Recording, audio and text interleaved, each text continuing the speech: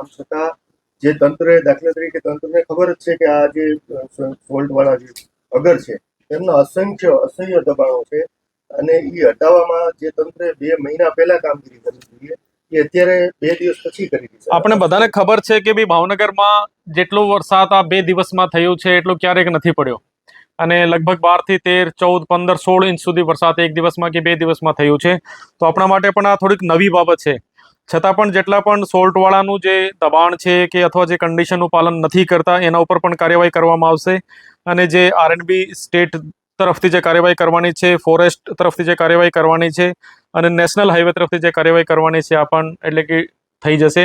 તો આપણે આ ફરીથી સમસ્યાનું એટલે કે નહીં આવશે, એનું સમાધાન થઈ જશે. ગામમાં જ્યારે તારાજી સર્જાય છે ત્યાર પછી તંત્ર શું કામ જાગે છે? અગાઉ કેમ કોઈ પ્લાનિંગ નથી કરતું? પ્રી મોન્સૂનની આપણે મીટિંગ પણ કરી હતી, એમાં પણ સૂચના આપવામાં આવેલ છે, પરંતુ શું હોય છે કે દર વર્ષે મને એવું પણ લાગે છે કે અમુક વસ્તુ નવી પણ એટલે કે જાણવા પણ મળે છે. દાખલા તરીકે કે આ જો સ્ટેટ હાઈવેનું પેચ છે તો આ જે કે કાઢી શકતા હતા પહેલા પણ આપણે કોઈ ઇશ્યુ નથી. આજે 1-2 દિવસમાં કાઢી જશે તો એનો તો નિકાલ શું છે કે સોલ્યુશન આવી જશે. દરેક ગામના આગેવાનો દ્વારા એક રજૂઆત કરવામાં આવી કે આ માનવ સર્જિત પૂર છે. ગામો અંદર બધા ગામોની અંદર ઘોટણ સુધી પાણી ભરાયા છે. તંત્ર જ્યારે આ પરિસ્થિતિ જોવે છે પછી જાગે છે તો એની પહેલા આયોજન તો થવું જોઈએ. પ્રી મોન્સૂનની 1 મહિના અગાઉ પ્રી મોન્સૂનની પણ મીટિંગ થઈ છે અને જ્યાં સુધી માનવ સર્જિત પૂરની વાત છે તો કદાચ આ વાત સાચી પણ લાગે છે. કારણ કે જ્યારે પણ આજથી 20-30-40 વર્ષ પહેલાની વાત કરીએ, એકદમ નેચરલ વહેણ જ્યારે હતો ત્યારે આ પ્રકારની સમસ્યા નહોતી, પરંતુ જ્યારે આપણે ડેવલપમેન્ટ કરીએ છીએ, દાખલા તરીકે કે આ સોલ્ટવાળો પણ એક ઉદ્યોગ છે, એને પણ વિકસાવવો જરૂરી છે, પણ એના જે સાઈડ ઇફેક્ટ થયા છે તો એના આપણે કેવી રીતે દૂર કરી શકીએ, આપણી જવાબદારી છે, આપણે કરી લઈએ.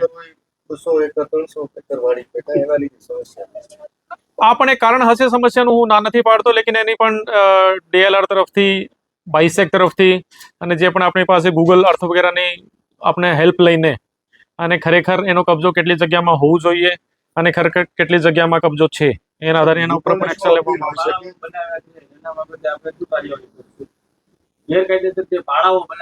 જે પણ વસ્તુ ગેરકાયદેસર આ તોડી દેવામાં આવશે, એમાં કોઈ ઇશ્યુ નથી. આપણે પહેલા તો કાર્યવાહી એટલે કે અત્યારે જો મેઇન અગત્યની જરૂરિયાત છે આ છે કે ભાઈ પાણીનો જે ભરાવ છે, ગામના જે પાળિયા, દેવળિયા, સનેસ, સવાઈનગર, માળિયા, રાજગઢ, મીઠાપર વગેરે જે પાણી છે એને ઉતારવું છે અને પેરેલલ આ કાર્યવાહી પણ થશે.